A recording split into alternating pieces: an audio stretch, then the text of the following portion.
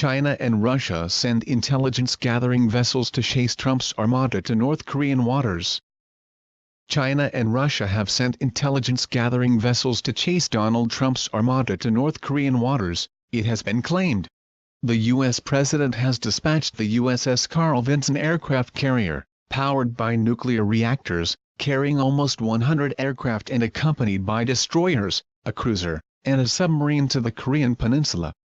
But there are reports in the region that the fleet is now being tracked by vessels belonging to the Chinese and Russian navies amid mounting concern over America's deployment. They are reportedly planning to strengthen warning and surveillance activities in the area. It comes as Russia warned Washington against launching a unilateral strike on North Korea, after U.S. Vice President Mike Pence said the era of strategic patience with Pyongyang was over. This is a very risky path, Russian Foreign Minister Sergei Lavrov said at a news conference in Moscow. We do not accept the reckless nuclear missile actions of Pyongyang that breach UN resolutions, but that does not mean that you can break international law, he said. I hope that there will not be any unilateral actions like the one we saw recently in Syria. Pence on Monday warned North Korea not to test President Donald Trump's resolve, declaring that all options are on the table for curbing its missile and nuclear weapons programs. Defying international pressure, the North on Sunday tried to fire another missile in an attempt that failed, but which fueled fears that it may be preparing for its sixth atomic weapons test. Pence said that the era of U.S. strategic patience in dealing with the North was over, after more than 2 decades. In the past 2 weeks, the world witnessed the strength and resolve of our new president in actions taken in Syria and Afghanistan, Pence said. North Korea would do well not to test his resolve, or the strength of the armed forces of the United States. Meanwhile, North Korea has not responded this month to requests from senior Chinese diplomats, including the country's foreign minister, to meet North Korean counterparts, amid rising tension with the United States, Bloomberg reported today. Citing unidentified sources, the report said China's special envoy for the North Korean nuclear issue, Wu Dawei, was the other official whose requests for meetings went unanswered. China's foreign ministry did not immediately respond to a request for comment on the report.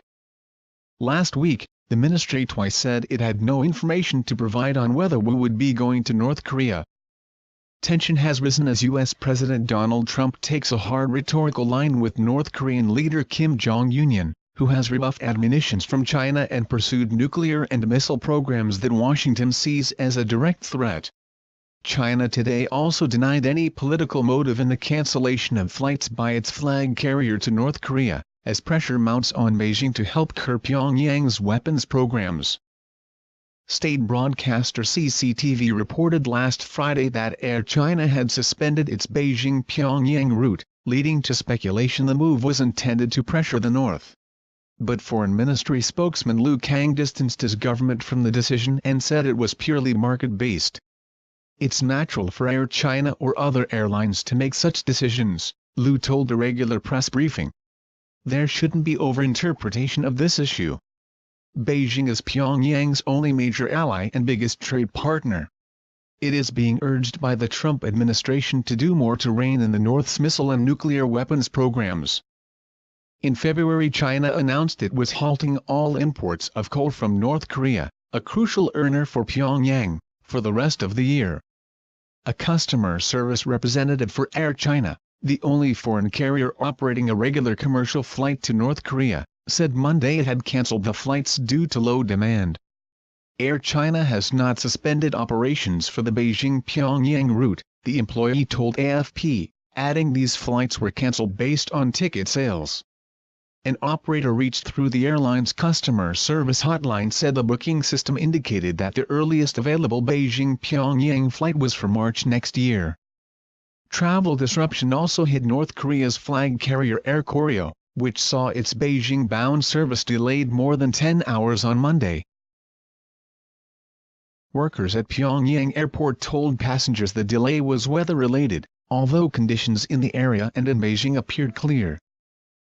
Major Chinese travel agencies also told AFP they have stopped offering tours to North Korea due to lack of interest.